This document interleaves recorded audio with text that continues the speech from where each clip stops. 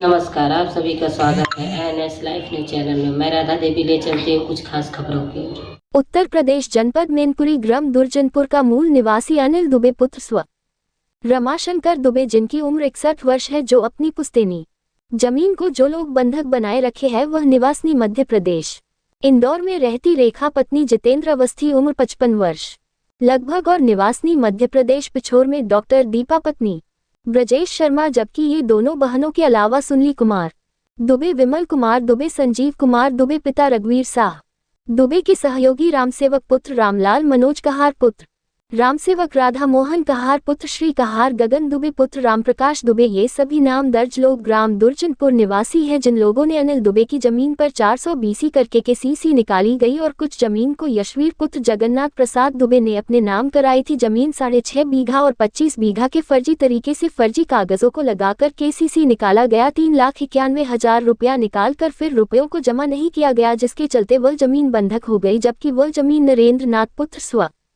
रमाशंकर दुबे के नाम जो आज भी है, जबकि नरेंद्र नाथ को बंधक 22/2/2018 में बना लिया गया था और यह यशवीर पुत्र जगन्नाथ प्रसाद ने ही नरेंद्र नाथ को बंधक बनाया गया था, जिसकी शिकायतें अनिल दुबे ने लिखित रूप से की थी, पर उस पर कुछ भी कार्यवाही नहीं हुई थी और उल्टा ही केसीसी का रुपया यशवीर ने फर्जी तरीके से 27/4/2018 में निकल लिया था, जिसकी भी लगातार अनिल कुमार दुबे पुत्र स्व रमाशंकर दुबे ने कार्यवाहियां की। समय समय पर आज तक कोई भी अनिल कुमार दुबे को न्याय नहीं मिला और नहीं नरेंद्र नाथ भाई को न्याय नहीं मिला, और नरेंद्र नाथ 26/1/2024 में मृत्यु हो गई और उनको कोई भी न्याय नहीं मिला, और अनिल कुमार दुबे को भी आज तक कोई भी न्याय नहीं मिला है और नहीं कभी भी अनिल कुमार दुबे से कभी भी बयान नहीं लिए गए हैं, पर पुलिस के द्वारा फर्जी तरीकों से बयानों को दिखाया गया है, जबकि अनिल कुमार का कहना है कि हमारे लिए कभी भी बयानों के लिए नहीं बुलाया गया। और इसी कड़ी में 30/12/2024 में अनिल कुमार दुबे जब दुर्जनपुर से 13वीं का भोजन करके आ रहे थे, मृतक कृष्णा बाबू शुक्ला की 13वीं थी, जब अनिल कुमार दुबे वेवर से बस में बैठ गए, तभी तेजराम कहार पुत्र रामलाल कहार, उम्र लगभग 62 वर्ष, और इसी के 2 लड़के थे जिनकी उम्र लगभग 28-30 वर्ष करीब के थे, जिनका नाम अनिल कुमार दुबे नहीं जानते है, पर यह सही है कि तेजराम के ही लड़के हैं, और तेजराम का साला था जो यह मैनपुरी का था, और विमल सुनील पिंटू उर्फ संजीव पुत्र रघुवीर साह, रेखा पत्नी जितेंद्र पत्नी अवस्थी, दीपा पत्नी ब्रजेश शर्मा, गगन दुबे पुत्र रामप्रकाश दुबे, मोनू शुक्ला पुत्र अरविंद शुक्ला, ये सभी लोगों ने यूपी 84 2572 4 पहिया गाड़ी में पटकर ले गए, और जब गाड़ी वेवर ही रामलीला मैदान के पास पहुंची, जहां पर भीड़ के चलते गाड़ी स्लो हुई, तब अनिल कुमार दुबे गाड़ी से कूदकर भागे और चिल्लाने लगे कि ये लोग मुझे अगवा करके हत्या करने के लिए ले जा रहे हैं।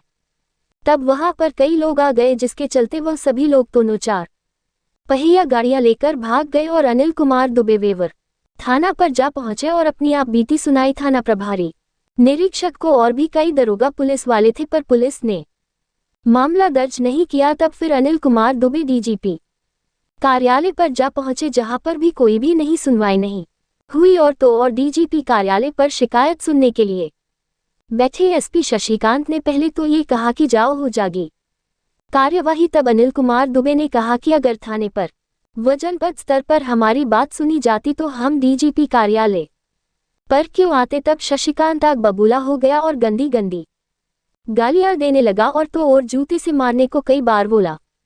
तब अनिल कुमार दुबे ने बताया कि हम एक पत्रकार के साथ इस तरह से गलत व्यवहार किया जा रहा था, है तो आम जनता के साथ आप लोग क्या क्या नहीं करते होगे। और अनिल कुमार दुबे ने यह भी बताया कि जो आप लोग पीड़ितों के साथ गालियां देते व मारपीट करते हो, जिसके चलते मुझे अपने फोन को दूसरी कॉल पर लगाकर आना पड़ा है, जो आप लोगों के द्वारा हरकतें की जा रही है वह सभी रिकॉर्ड हो रही है। तब फिर शशिकांत एसपी ने फोन छीनने को कहा पुलिस के लोगों को। तब अनिल कुमार दुबे ने कहा कह लो, ले लो, और जो भी करना है सो कर लो, फोन का वह हमारा, पर यह सब रिकॉर्डिंग दिल्ली ऑफिस पर हो रही है, जो कि यह आप लोगों की करतूतों को आमतौर से खबर के रूप में चलाई जाएगी। तब फिर नहीं फोन छीना, और फिर थोड़ी देर में डीआईजी रविशंकर छवि से मिलवाया गया, तो वह भी बहुत ही नशे में थे कि बोल भी नहीं पा रहे थे सही से। इसके बाद जब अनिल कुमार दुबे डीजीपी ऑफिस से बाहर आने लगे, तब पुलिसकर्मियों ने बहुत बोला कि चाय नाश्ता कर लीजिए, और जो गलतियां हुई है उन सभी गलतियों को क्षमा कर दीजिए और यह सब खबरों में नहीं चलाना, क्योंकि बदनामी होती है जब अनिल कुमार दुबे नहीं माने तब वह लोग बोले कि डीजीपी कार्यालय पर आ नहीं पाओगे, और अगर आ गए तो फिर ऑफिस के अंदर कभी भी घुस नहीं पाओगे। तो देखिए आप सभी लोग के जब थानों पर व जिले स्तर पर पुलिस नहीं सुन रही है, तभी लोग बड़ी उम्मीद लगाकर जाते हैं डीजीपी से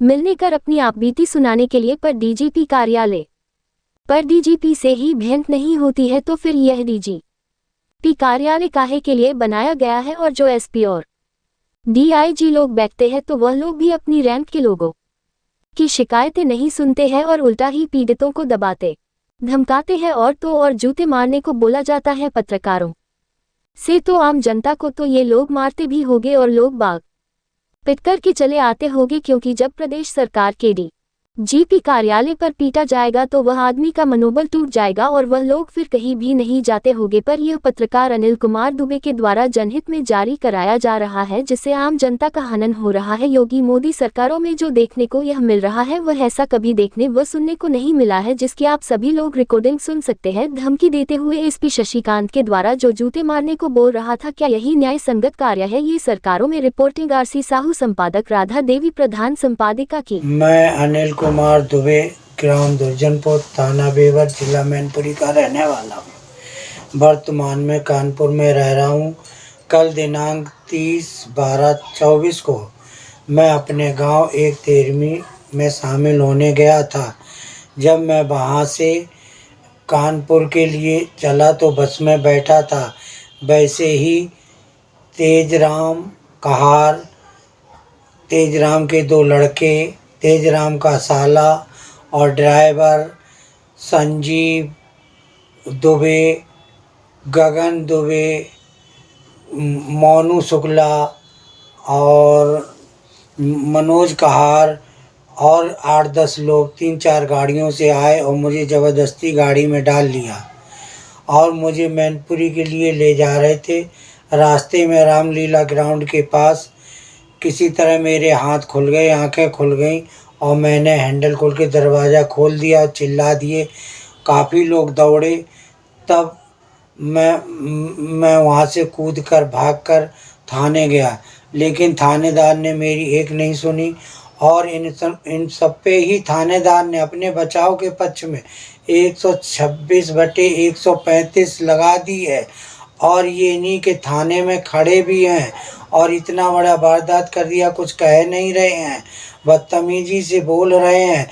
श्रीमान जी, इसकी शिकायत आज दिनांक 31/12/24 को हम डीजीपी कार्यालय गए, वहाँ मैंने एप्लीकेशन दी एसपी शशिकांत जी को। उसके बाद शशिकांत जी ने पढ़ी और बोले जाइए हो जाएगा। हानि साहब कभी पुरानी आख्यान तो देखो उसमें क्या हुआ, इस पर ये और 8 दिन तक आप लोग बयान नहीं करा सके, इस पर ये झल्लाकर बोले कि जाइए यहाँ से। जब मैंने कुछ कहा तो इन्होंने बदतमीजी से जूता मार की बात कही, तो वहाँ पर हमारी इनकी बहस होने लगी। श्रीमान जी, वो वीडियो में पेश कर रहा हूँ, जब थाने चौकी में कुछ होता नहीं है, शिकायत लेके डीजीपी कार्यालय जाओ, वहाँ इतना बड़ा मतलब काम होता है कि कोई अधिकारी सुनता नहीं, सुनो तो फरियादियों को गाली गलौज करते हैं और वहाँ से अपमानित करते हैं। इनका कोई लगता है थानों से, वो थाने वाले कहते हैं कि ये डिफ़ाल्टर आते हैं, वो सही बात है। थाने वाले कहते हैं ये पैसा डीजीपी मुख्यमंत्री तक जाता है जो हम लेते हैं, हम कहाँ से अपने घर से देंगे।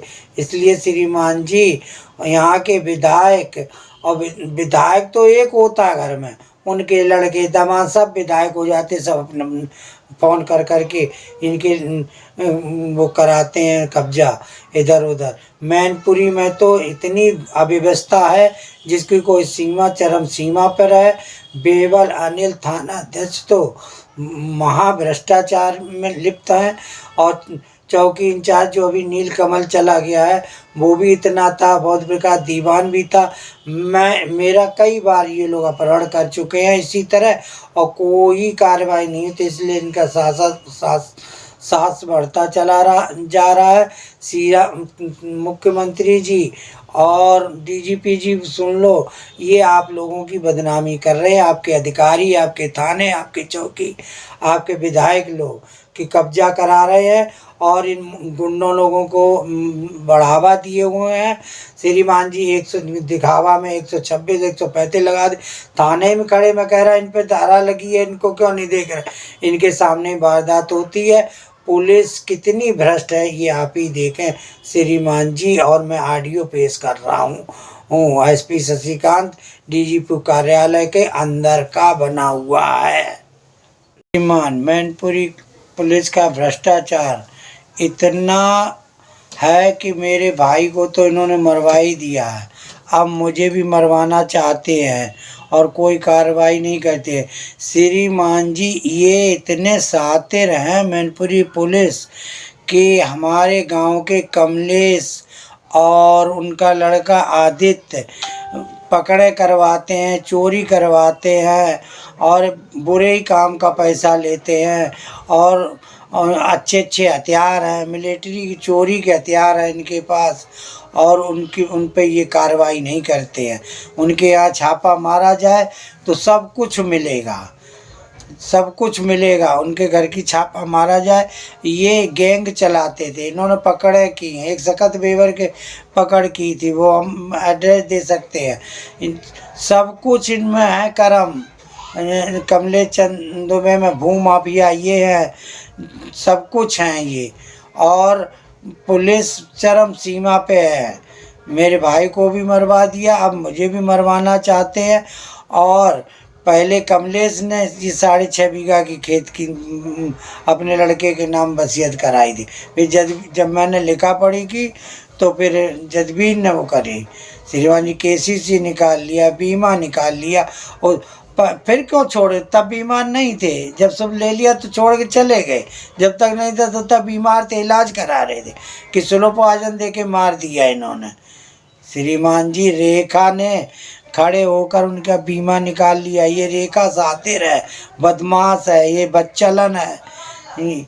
और क्या कही जाती ये ऐसी हाई स्कूल में से पढ़ने में भी कुछ नहीं आता, इसको लिखना नहीं जानती और फर्स्ट डिवीज़न आ गई है। यारों के संग सोई और उन्होंने कापी लिखी कुछ मरा में। श्रीमान जी ये बहुत ही बदतमीज लोग हैं। इनके कमलेश की हिस्ट्री शीटर खोली जाए, इन पे इनकी लड़कों पे चलाया जाए। ये बाग में यही चोरी चमारी कहीं खाता है, इनकी सीबीआई जांच कराई जाए, सब सामने आ जाए, इनके घर पे छापा मारा जाए। ये सुनील ये सब पूरा गैंग है। एक गाड़ी पहले ये पकड़ के लिए दो बार मेरा प्रयास पहले कर चुके हैं। गाड़ी संख्या थे यूपी 84 AA 2572। इससे इन्होंने 2-3 बार हमारा अपहरण करना चाहो। कल भी यही सब गाड़ियां लेके आए थे। ये पिंटू और सुनील ये शातिर है ये बस। और मुझे मोनू विधायक के यहाँ जा के बिगड़ा है और ये कुछ करता है नहीं, बस यही पकड़ करवा के इधर उधर दलाली खाता है बस, और कुछ नहीं करता है।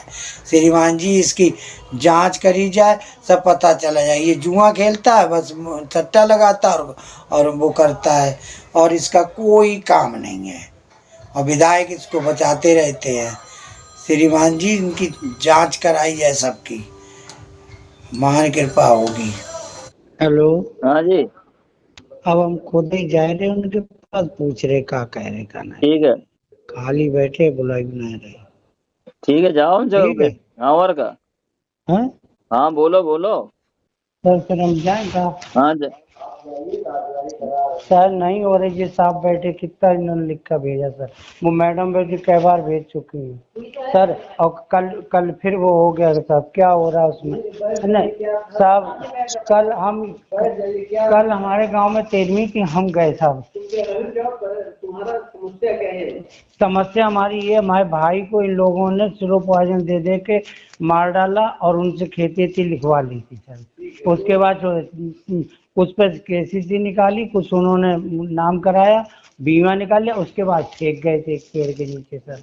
हैं उसके बाद सर अब ये हम पे हावी हैं, क्योंकि हमने वो खेत जो केसीसी वाला खेत वो अपने भाई बहन अपने नाम करा ली, और वो 6.5 बीघा हमने इन्होंने बैनामा पे नहीं करा पाई, जब करवा हमने अपने वसीयत पर दाखिल खारिज करा लिया सर। अब ये लोग हम पे हावी हैं सर। क्या हावी देखो, अब आप ही ये भी देखो कल क्या करा, ये लिखा नहीं क्या हावी है बताओ ना। कल पकड़ के हमको लेके गाड़ी में और बस में से खींच लिया और कैसे कर लिया। हाँ मुकदमा कहाँ लिखा सर, वही तो और क्या लिख रहे हैं आपको। आप तो मतलब यहाँ आप यहीं वो बात बस बोलते सर आप नहीं, आप हमें इससे तो ठीक गोली मार दो, जहाँ हम गलत हैं तो हमको गोली मार दो। एक तो आप कार्रवाई नहीं करवा पा रहे और ऊपर से हमको हड़कारे जूते मारेंगे आप। हाँ तो मारो ना सर, हम इसी बात को उतारूंगा। हाँ नहीं आंखें नहीं मंगाई आपने, आपने जो गलत कहा तो गलत कहा आपने। हाँ जब आपकी ये सभ्यता है आपकी ना, आपकी ये सभ्यता है। हाँ नहीं हम जा रहे हैं, हम गेट बैठ जाएंगे ना, डीजीपी के बंगला गेट के सामने बैठ जाएंगे जाके आज, और जब तक हमारी मौत नहीं हो जाएगी तब तक बैठे रहेंगे शांति से। हाँ बाहर में गया साहब, आपने एक बात सुनी है। हाँ हाँ मीडिया से हैं और मीडिया में चल रहा है, दिल्ली से चल रहा है, सुन लो आप।